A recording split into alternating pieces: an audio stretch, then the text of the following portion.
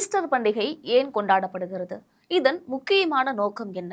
இந்த நாளில் கிறிஸ்தவ மக்கள் ஏன் அதீத மகிழ்ச்சி வெளிப்படுத்துகின்றனர் என்பதனை பற்றி விரிவாக பார்க்கலாம். ஜெம் டிவி சார்பாக அனைவருக்கும் ஹாப்பி ஈஸ்டர்.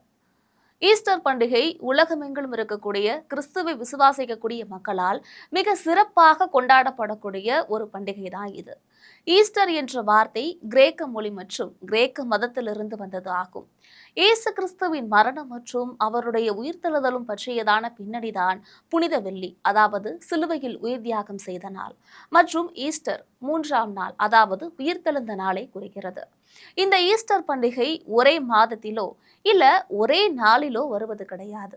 மேலும் கிறிஸ்துமஸ் பண்டிகையை போல டிசம்பர் மாதத்துல 25ஆம் தேதியில் கொண்டாடப்படுவது போல ஈஸ்டர் திருநாள் குறிக்கப்பட்ட ஒரு நாளில் அனுசரிக்கப்படுவதில்லை.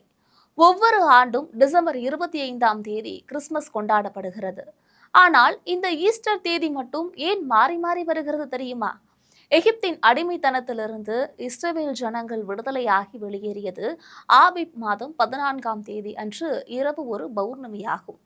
ஆபிப் மாதம் என்பது மார்ச் ஏப்ரல் மாதத்தை குறிக்கிறது. இது வசந்த காலத்தின் ஆரம்ப காலமாகும். ஆரம்ப காலகட்டத்துல யூதர்கள் ஆபிப் மாதம் 14ஆம் தேதியை ஈஸ்டர் பண்டிகையாக செலிப்ரேட் பண்ணாங்க. ஆனால் புறஜாதி விசுவாசிகள் ஞாயிற்றுக்கிழமை தான் கொண்டாடினாங்க. கிறிஸ்தவர்கள் அனைவரும் ஒரே நாளில் ஈஸ்டர் பண்டிகையை கொண்டாட வேண்டும் என்று கிபி 325 தீர்மானம் ஒன்று போடப்பட்டது. அதன்படி மார்ச் 21ஆம் தேதிக்கு பிறகு வரக்கூடிய பௌர்ணமிக்கு அடுத்து வரக்கூடிய ஞாயிறு ஈஸ்டர் பண்டிகை என கணக்கிடப்படுகிறது. இதன்படிதான் ஒவ்வொரு ஆண்டும் ஈஸ்டர் பண்டிகை கணக்கிடப்படுகிறது. இந்த ஆண்டிற்கான ஈஸ்டர் பண்டிகை இன்று, அதாவது ஏப்ரல் 5ஆம் தேதி அனைத்து கிறிஸ்தவ தேவாலயங்களிலும் கொண்டாடப்படுகிறது. புனித வெள்ளி அன்று இயேசு மரிக்கப்பட்டு 3வது நாளான ஞாயிற்றுக்கிழமை உயிர்த்தெழுந்ததாக நம்பப்படுகிறது. இந்நாள் தான் உயிர்ப்பு ஞாயிறும் என்றும் கூறப்படுகிறது. மேலும் ஈஸ்டர் என்பது இயேசுவோட பாடுகளின் உச்சகட்டமாகவும் அதற்கு முன்னதாக 40 நாள் உண்ணாவிரதம் பிரார்த்தனை உள்ளடங்கிய தவக்காலமாக இருக்கு. ஈஸ்டர் பண்டிகையில ஈஸ்டர் முட்டைகள் வழங்கப்படுவது வழக்கம். அதே போல இதன் நோக்கமாக சொல்லப்படுவது என்னவென்றால், அதாவது எதனால ஈஸ்டர் அப்போ இந்த எஃகு தராங்க அப்படின்ற கேள்வி உங்கள பலர்ல இருக்கலாம். ஆனா இந்த முட்டை அப்படின்ற ஒரு விஷயம் புதிய வாழ்வு மற்றும் மறுபிறப்பை குறிக்கின்றன. இந்த ஈஸ்டர் பண்டிகையின் முக்கிய நோக்கம் தான் என்ன?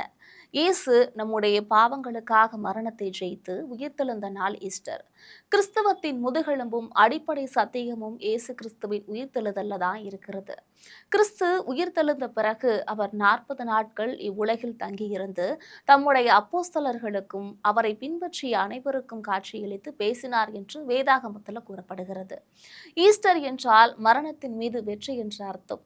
இயேசு கிறிஸ்து மரணத்தையும் அவருடைய உயிர்த்தெழுதலையும் நினைவு கூறவும் அதை எப்படி அனுசரிக்க வேண்டும் என்பதை வேதாகமம் மிக தெளிவாக கூறுகிறது.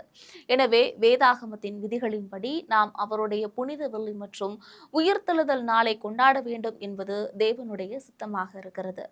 இயேசு உயிர்த்தெழுந்ததால தான் நமக்கு பாவ மன்னிப்பு கிடைக்கிறது. இயேசுவின் உயிர்த்தெழுதல் மூலம் நாமும் உயிர்த்தெழுவோம் என்ற நம்பிக்கை கிடைக்கிறது. இயேசு கிறிஸ்து நமக்காக பாடுபட்ட பாடுகளை நினைவில் கொண்டு அவர் சாயலில் நாம் என்றும் வாழ்வோம்.